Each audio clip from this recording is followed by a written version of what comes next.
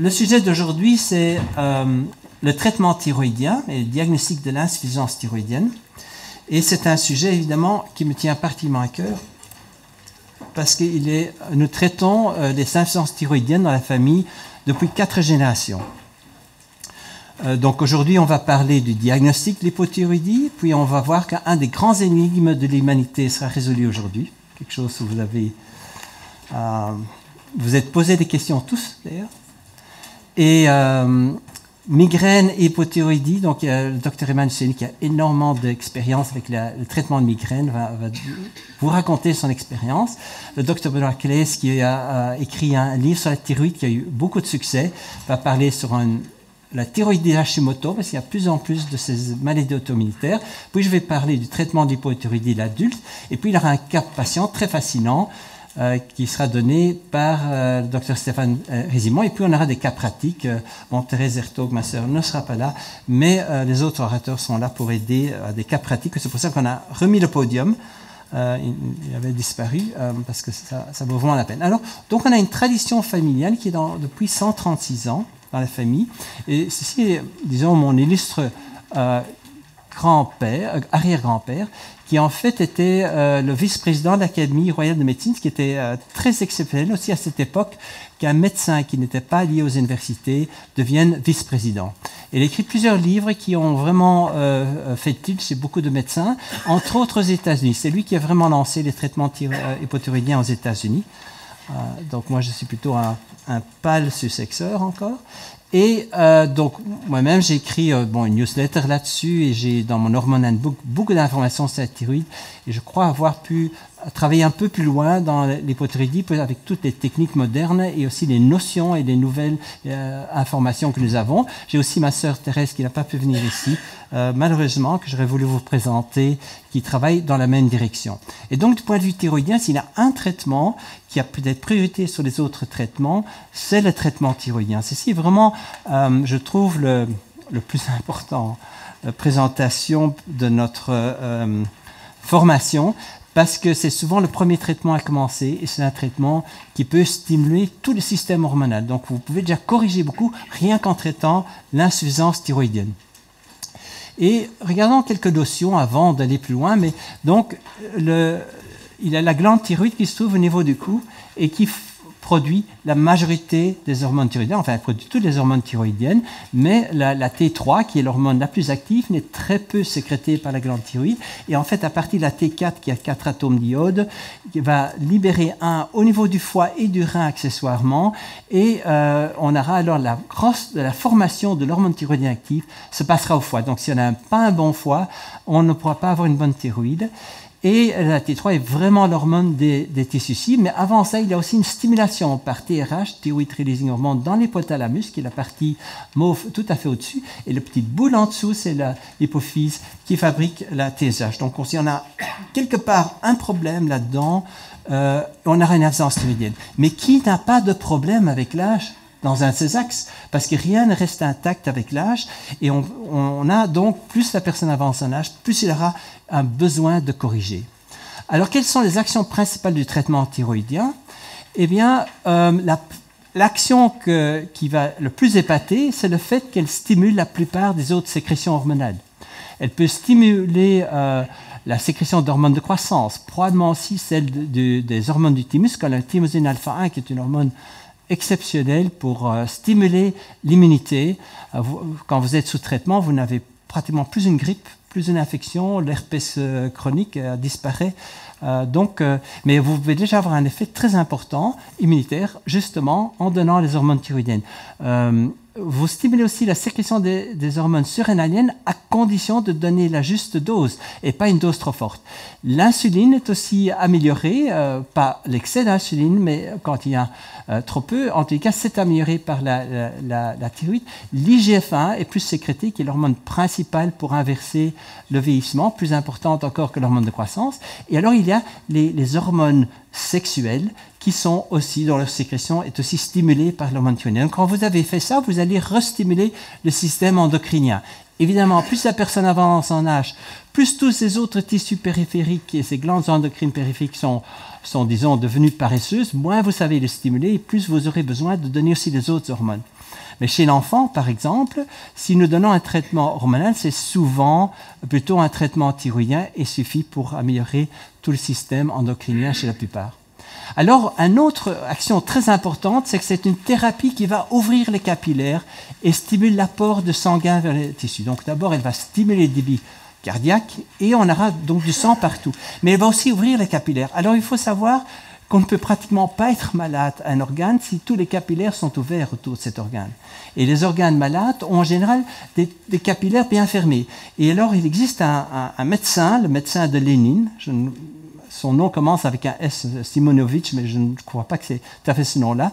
Mais ce médecin guérissait même des cas très difficiles en le mettant les personnes dans des bains chauds, puis des bains froids, des bains chauds et des bains froids, parce qu'il stimulait et ouvrait tous les capillaires autour. Et de cette façon-là, même des zones malades pouvaient avoir un apport de sang qui les rafraîchissait. Donc on a vraiment tous ces petits capillaires que vous voyez ici s'ouvrent. Et dans l'insuffisance thyroïdienne, on a l'inverse évidemment, les capillaires sont fermés, on voit ça, les mains sont froides, le nez est froid, le genou est froid, les pieds sont froids. Et ça change avec une thérapie thyroïdienne.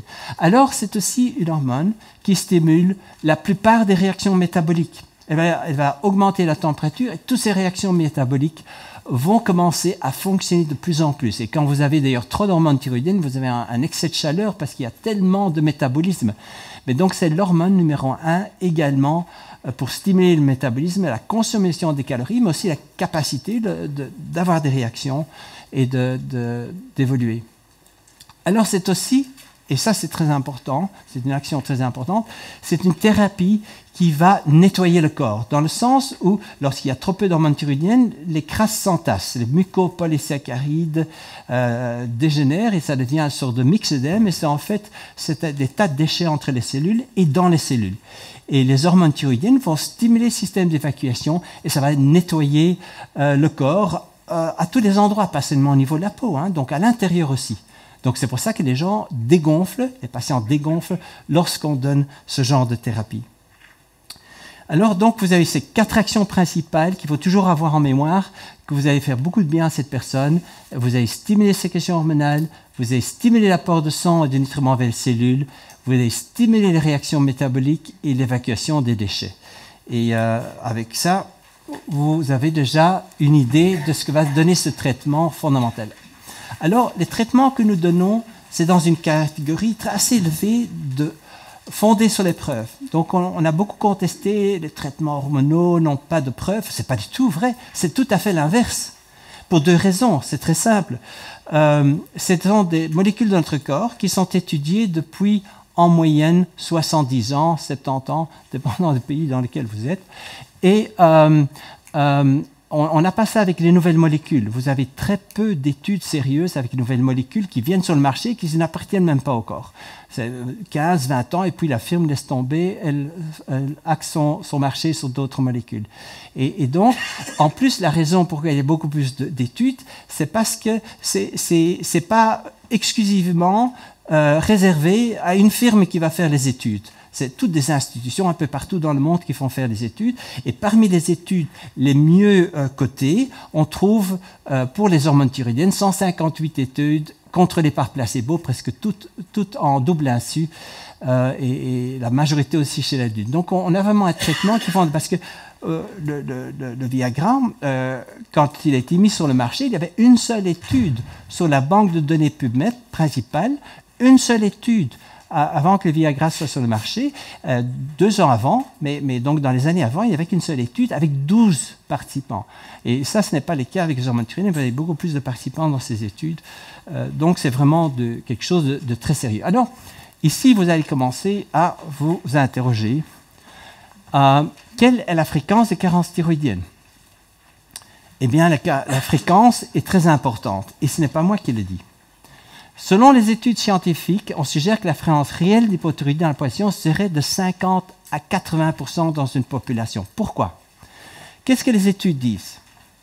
Les études disent ceci, c'est que lorsqu'on fait des valeurs de référence, on a des limites ici est là. Et à l'intérieur de l'intervalle de référence, vous avez 95% des patients qui sont entre ces deux limites, et vous avez 2,5% en dessous et 2,5%. Donc ce n'est pas des valeurs de santé, c'est des valeurs statistiques, et on les a de façon systématique dans les labos. Alors, les études montrent que quand vous êtes, par exemple, pour la TSH au-dessus de la moyenne, donc plus haut est la TSH, plus on a un risque d'insuffisance thyroïdienne, eh bien ça se vérifie. Parce que vous avez, quand vous êtes au-dessus de la moyenne qui n'est pas à 2,5, qui est à 1,3, 1,5 de la TSH, vous avez en fait des études qui montrent que quand on a une valeur là, eh bien on a un risque augmenté non seulement de maladies, de dépression, d'un cholestérol élevé, de maladies cardiovasculaires, de diabète, mais également pour des femmes par exemple, de mortalité augmenter à l'intérieur des valeurs de référence. Donc ce n'est pas suffisant d'être à l'intérieur des valeurs de référence, vous êtes dans une valeur optimale. Et en fait, donc, plus la TSH augmente, plus il y a, en fait, si on croit ces études, une augmentation du risque de carence thyroïdienne, et plus sévère sera la carence aussi. Et par exemple, pour vous donner un exemple, ce sont des colonnes, je sais, c'est un peu aride, mais dans les études, si on divise les groupes de population, d'une population un peu normale, eh bien, une population normale n'est pas vraiment normale parce que 80% de cette population normale aura une TSH un peu plus élevée. Et bien, plus haut est la TSH, plus son poids corporel sera augmenté, plus l'indice de masse corporelle sera augmenté. Et ici, en fait, l'indice de masse corporelle réellement bien, c'est ça, on pourrait encore accepter ça, mais vous voyez qu'une légère différence d'augmentation de la TSH va déjà donner, à l'intérieur des valeurs de référence, une augmentation, une moindre santé, un corps plus en surpoids.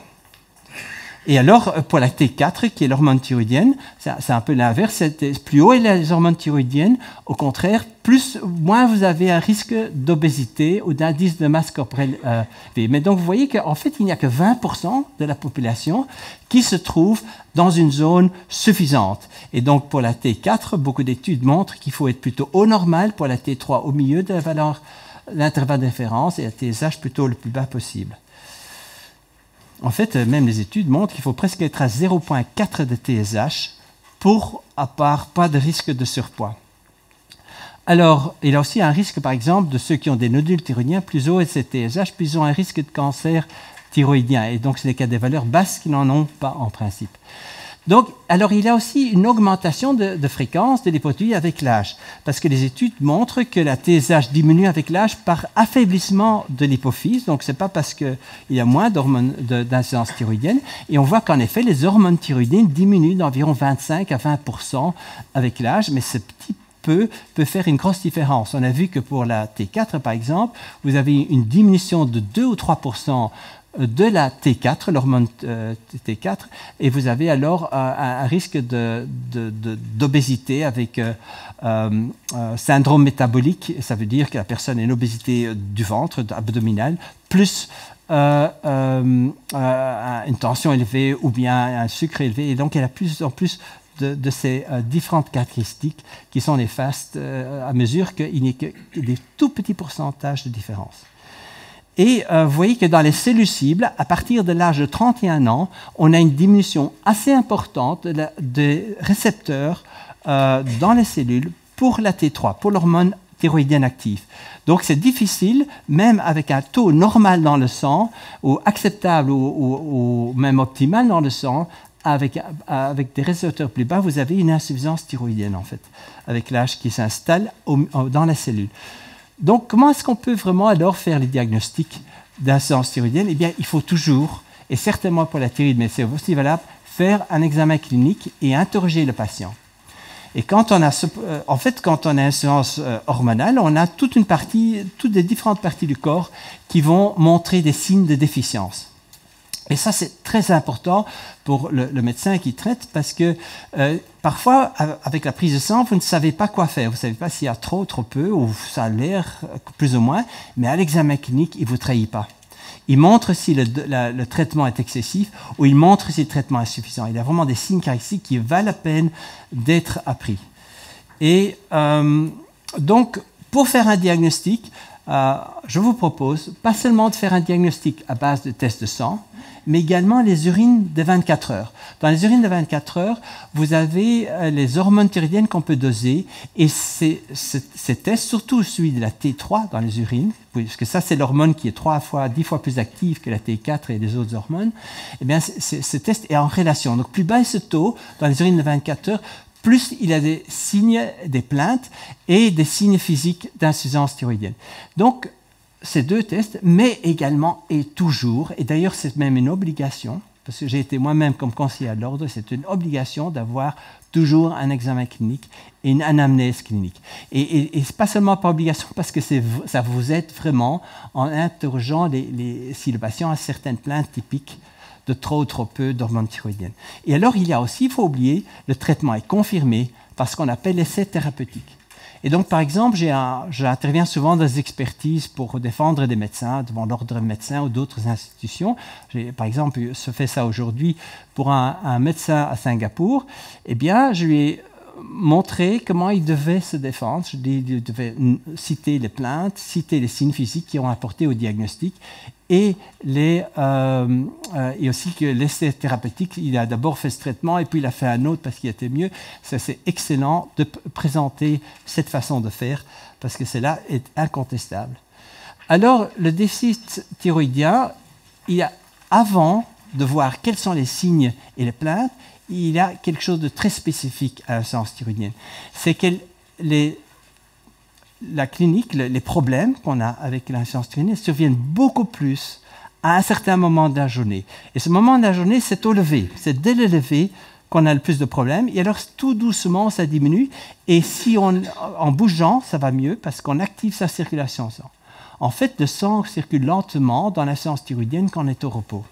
Et donc, on a beaucoup plus de problèmes. On est plus fatigué, on est plus déprimé, on est plus frileux quand on reste tranquille. Mais dès qu'on bouge, ça va mieux. Donc, ce n'est pas seulement une fatigue du matin qui s'atténue, et alors ces gens se sentent beaucoup mieux le soir, mais c'est également une fatigue qui revient dès qu'on se repose. Si on reste assis et on n'est vraiment pas actif, on redevient fatigué parce que le sang circule de nouveau lentement et il y a trop peu d'oxygène, trop peu de sucre, trop peu de nutriments qui arrivent dans les cellules parce que le sang s'évacue, plutôt poussif comme débit. Alors, quelles sont les plaintes psychologiques? Alors, la première plainte la plus caractéristique que vous avez, et en fait, j'ai publié une étude où on donnait un meilleur traitement thyroïdien aux patients, mais les patients qui étaient sous traitement thyroïdien, qui ne répondaient pas bien à ce traitement, qui est le traitement à la thyroxine, eh bien, 96% de ces patients hypothyroïdiens se plaignaient d'une fatigue qui était typique, fatigue du matin et fatigue au repos. Et donc, si vous donnez, par exemple, plusieurs traitements hormonaux à un patient et vous leur demandez est-ce que vous êtes plus fatigué le matin qu'après, et dès que vous arrêtez, est-ce que vous êtes nouveau fatigué, vous êtes sûr que si cette personne a ça, que ça vient de l'insuffisance thyroïdienne et que le dosage d'hormones thyroïdiennes est trop peu. Et alors, le deuxième, c'est que quand on est fatigué, on est aussi apathique. Et vous avez toute cette image à l'université de la personne qui gonfle, hop, mais quand on voit comme ça, cette personne, on sait directement qu'elle a l'insuffisance thyroïdienne, ça on verra quand on voit les signes physiques, mais la apathique, le cerveau ne fonctionne pas d'une certaine façon et donc elle ne bouge pas beaucoup. Et moins de pensée et moins aussi d'émotions, elle ne sera pas très vivante. Et la somnolence, le repos, dès qu'on s'assied, on s'endort d'une certaine façon. Vous avez des patients dans la salle d'attente comme ça, vous savez que cette personne a de l'insuffisance thyroïdienne. D'ailleurs, ça se voit physiquement, mais je vous expliquerai plus tard comment reconnaître les signes. Alors, ça peut être même si grave qu'on peut arriver, comme dans ce cas-ci, dans un coma myxédémateux. Donc, ça veut dire que cette personne peut être dans le coma, tout simplement par insuffisance thyroïdienne. Et d'ailleurs, dans un des livres de mon arrière-grand-père, il a une photo d'une personne tout à fait gonflée. On ne sait pas si c'est un homme ou une femme, mais en fait, c'est une femme, et qui est décédée 3 jours après la photo par coma myxédémateux. Et on ne savait pas comment alimenter cette personne et c'était trop tard pour donner des hormones thyroïdiennes.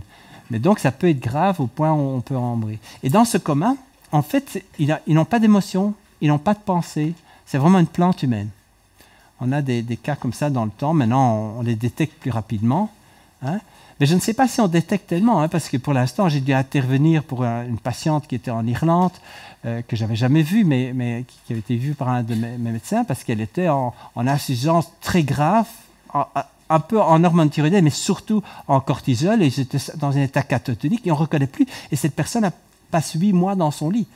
8 mois, elle était 8 mois en Espagne, où elle était en vacances, elle a dû rester là pendant des mois parce qu'elle ne savait pas se déplacer, elle allait mourir dans l'avion. Et c'était simplement un manque d'hormones surrénaliennes. Donc maintenant, après 2-3 jours, elle est déjà beaucoup mieux. Et les médecins demandent quel est le diagnostic. Et normalement, c'est du 100% insuffisance surrénalienne, mais personne ne reconnaît parce qu'on a pensé qu'il faut regarder dans le sang. Et alors, mais pour regarder dans le sang, il faut d'abord demander le bon dosage. Et même ça, on ne sait pas. Donc, les hormones sont vraiment très importantes, les hormones thyroïdiennes aussi. Et donc, comme on est empathique, on est aussi lent, surtout le matin. Des gens qui sont lents à penser, vous devez dire quelque chose. Ça aussi, c'est très typique pour l'insuffisance thyroïdienne. Et alors, il y a aussi cette dépression qui est de nouveau aussi dès l'éveil, surtout le matin. Mais quand ils bougent, ils vont de mieux en mieux. Hein? Et ça, c'est typique. Donc, si vous voulez savoir si cette dépression est due à l'insuffisance thyroïdienne, vous demandez est-ce que c'est plus important le matin et puis ça disparaît? Oui. Même dans ce qu'on appelle l'hypodie subclinique, hein, des petites hypothyroïdies. Et vous voyez que, par exemple, il y a différentes formes d'hypothyroïdie. Mais si on a, par exemple, rien que des anticorps antithyroïdiens, vous avez entendu les maladies auto-immunes, eh bien, vous avez 3 fois plus de maladies auto-immunes, 3 fois plus de dépression de maladies auto-immunes. Donc, c'est déjà une insuffisance thyroïdienne, dès qu'on a des anticorps antithyroïdiens. Alors, l'hypothyroïdie subclinique, ça veut dire que les tests des hormones thyroïdiennes sont dans les limites des références, mais la TSH est au-dessus. Eh bien, il y a aussi 3 fois plus de dépression. Et quand on a vraiment une TSH au-dessus de la valeur de référence et T4 en dessous, là, on a 6 fois plus, on a 8 fois plus dans l'hypothyroïdie. Donc, c'est très fréquent. Et d'ailleurs, en fait, moi, j'ai commencé la médecine comme assistant en psychiatrie. J'allais faire la formation de psychiatrie. Je voulais le plus loin possible des hormones. Et qu'est-ce que j'ai vu dans ces hôpitaux psychiatriques? Je tombais d'un cas d'insuffisance hormonale à un autre. Et là, je me suis dit, il y a quelque chose qui ne va pas très bien ici. On donne des traitements qui vont même bloquer les hormones à ces personnes. Alors, c'est sûr qu'ils restent et végètent dans les hôpitaux psychiatriques pendant longtemps. Et quand j'ai commencé à travailler alors avec mon père, qui travaillait beaucoup avec la thyroïde, eh bien, je peux vous dire, 9 cas sur 10, et je n'exagère pas, de ces dépressions qu'on voyait dans les hôpitaux psychiatriques partaient. Donc, il y en avait quelqu'un qui était dans les hôpitaux psychiatriques depuis des années, enfin, pas depuis des années, mais depuis des mois. Eh bien, là, on pouvait être presque sûr qu'avec l'hormone thyroïdienne, ça partait. Donc, de nouveau, c'est une dépression matinale, et on voit le nombre de risques augmenter dans tous ces cas. La perte de mémoire dès l'éveil, surtout le matin. Donc, s'il y a à nouveau une plainte, comme la perte de mémoire, plus fréquent le matin, c'est dû à l'insuffisance thyroïdienne. Perte de mémoire, il y a toutes sortes. La concentration n'est pas bien. Les enfants hyperkinétiques, pourquoi sont-ils hyperkinétiques? Très souvent par insuffisance thyroïdienne. Pourquoi? Parce que dès qu'ils s'assiedent, ils sont somnolents, ils ne se sentent pas bien. Donc, ils doivent rester en mouvement pour faire attention aux profs. Il ne faut pas les punir. C'est une sorte de réaction pour être en plus attention. Parce que s'ils restent, ils vont s'endormir et ils vont sûrement se faire punir. Et donc, chez l'adulte, on a l'hyperkinétisme, ça s'appelle le caractère type A, toujours en mouvement, tout le temps, parce qu'il se sent bien comme ça, mais dès qu'il arrête, il est de nouveau dans son insuffisance thyroïdienne à 100% et il est trop fatigué. Donc, on a tout un groupe comme ça de plaintes qui, en fait, sont une diminution importante de la qualité de vie, et ça, c'est une motivation suffisante en médecine pour traiter. Alors, les plaintes somatiques, c'est les plaintes physiques. Et la première plainte, le patient va dire « je suis gonflé, je fais des régimes, mais je reste gonflé et obèse, etc. » Et alors, il y a cette frilosité qui est vraiment une caractéristique très typique, pathognomonique, on dit, de l'insuffisance thyroïdienne. La personne, il fait chaud et elle doit mettre des pulls. Ou en hiver, elle doit mettre beaucoup plus de couverture qu'une autre personne. Ça, c'est vraiment l'insuffisance thyroïdienne. Ou le mari qui rentre dans son lit et puis il touche le pied avec son pied de sa femme et il dit « Aïe, ouf, trop froid !» Ça, elle a de l'insuffisance thyroïdienne. Et lui peut-être aussi, mais moins, comme ça il le sent. Alors, Constipation. Ah oui, tout va plus lentement. Donc l'intestin aussi, ce n'est pas seulement le comportement, c'est le fonctionnement interne. Et là, ça c'est très typique, c'est vraiment la carence hormonale principale derrière la constipation. Oui. Et alors la raideur matin, ça c'est très typique. Hein. Donc on est raide le matin parce qu'il y a du myxédème partout, hein, ça comprime tous les tissus, ces déchets qui sont... Et donc c'était 41% de mes patients traités par thyroxine, qui étaient vraiment des insuffisants thyroïdiens par des médecins donc graves, je dirais, leur insuffisance était grave et qui avaient été traités par d'autres médecins, mais ils ne répondaient pas assez bien à la thyroxine et qui répondaient après beaucoup mieux. On verra ça avec une préparation où on ajoute de la T3 dedans. Alors, aussi, on a des douleurs partout. Pourquoi? Et ça, c'est typique de l'insuffisance thyroïdienne, c'est que si on a un problème, c'est partout dans le corps. Ce n'est pas comme sur la carence en cortisone, c'est aux mains par exemple, ou aux coudes, les articulations qu'on utilise, là c'est partout. C'est tous les muscles, parce que tous les muscles sont remplis de déchets, de myxédème, et donc on arrête et on a des douleurs un peu partout. Et donc ces douleurs diffuses, d'ailleurs quand il y a une perte de cheveux, on verra ça, ici dans l'insuffisance thyroïdienne, c'est partout sur le crâne. Et alors, on a le fameux signe physique d'insuffisance thyroïdienne. Donc l'hypothyroïdie peut commencer très tôt. In utero, on a déjà des signes physiques en période prénatale. Et on voit par exemple, certains à l'échographie, ils baillent en plus et gonflés. Et on voit l'édème de la paupière supraorbitaire, donc les paupières gonflées, hein, surtout inférieures, mais ici c'est partout. La racine du nez plat, c'est typique pour le... Plus fort, comme ça? En fait, je dois tenir le micro contre le menton. Donc... Et comme ça, c'est bon, oui? Ok, donc il faut vraiment que je le garde contre le menton. Donc les deux paupières sont gonflées, la racine du nez est plat, c'est typique pour l'insuffisance thyroïdienne chez l'enfant, le nez gonflé, la fatigue évidemment qu'on voit avec ce bâillement, et les lèvres gonflées. Parce que vous avez des bébés qui n'ont pas du tout cet aspect, hein, in utero. Et alors, à la naissance, très flasque, tout est flasque. Ils ont les pieds plats, on se tourner sur toutes les articulations facilement. Ça, c'est très typique, c'est hypotonie.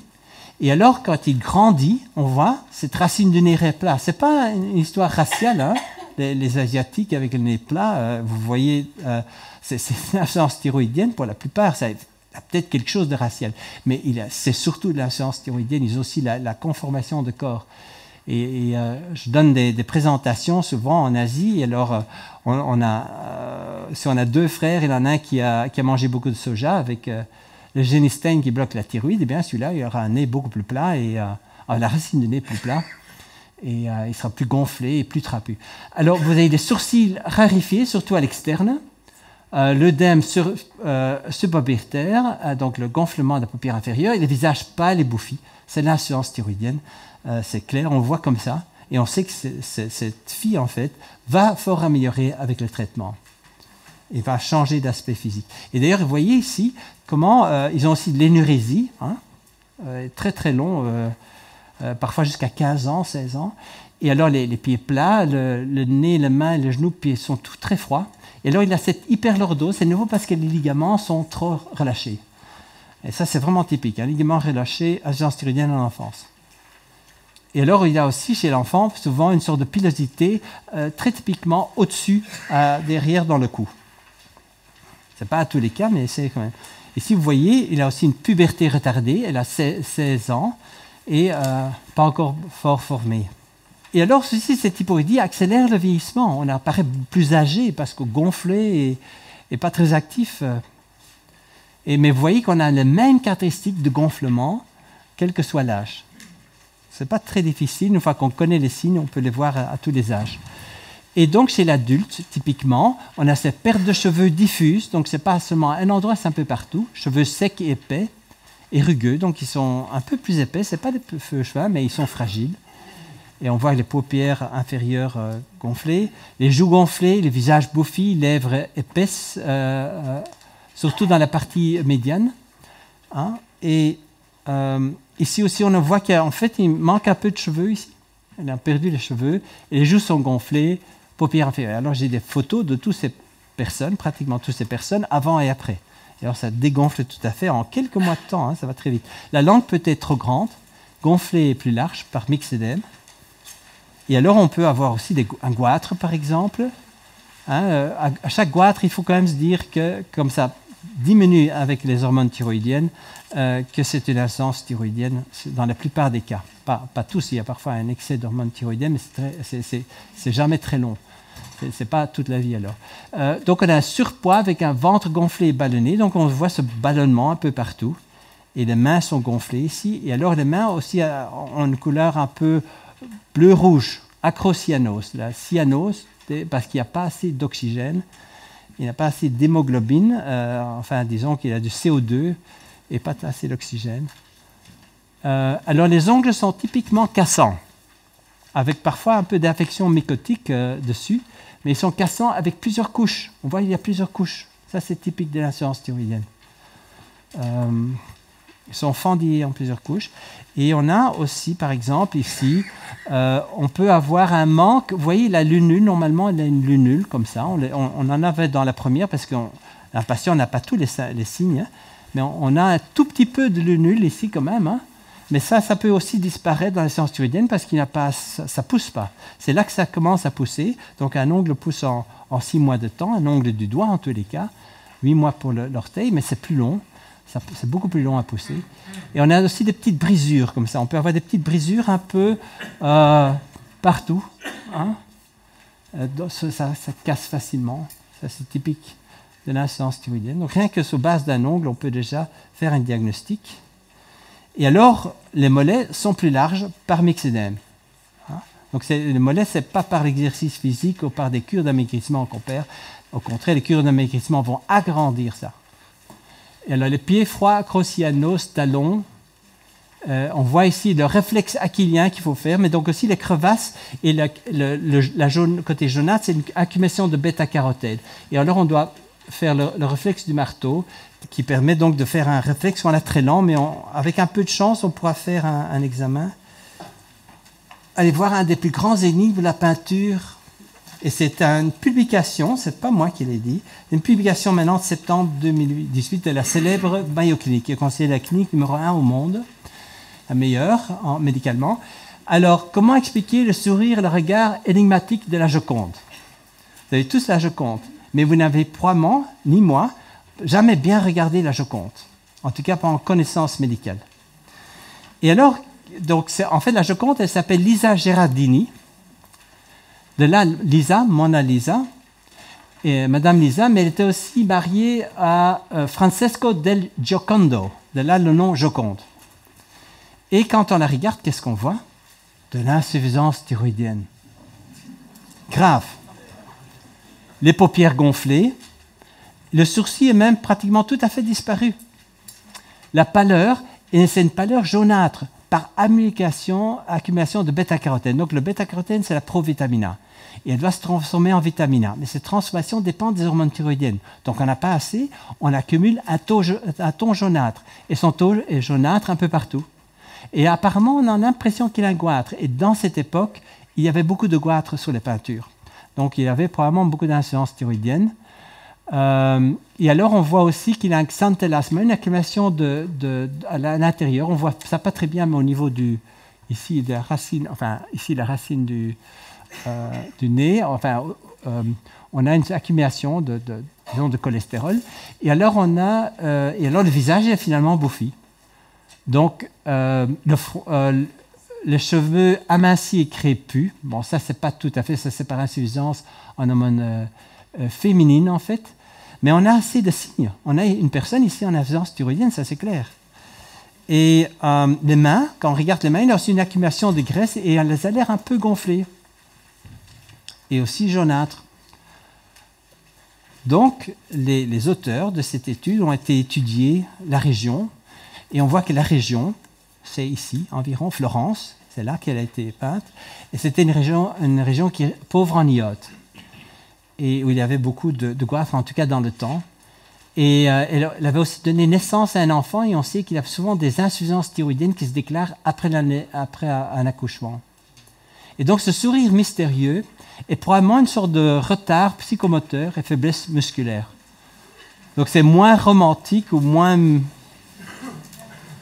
Elle n'a pas été traitée, sinon elle n'a pas ce sourire qui aurait captivé tout le monde. Donc en fait, c'est grâce peut-être à la séance thyroïdienne qu'elle a eu ce sourire qui nous a tous... Mais on a la solution de l'énigme.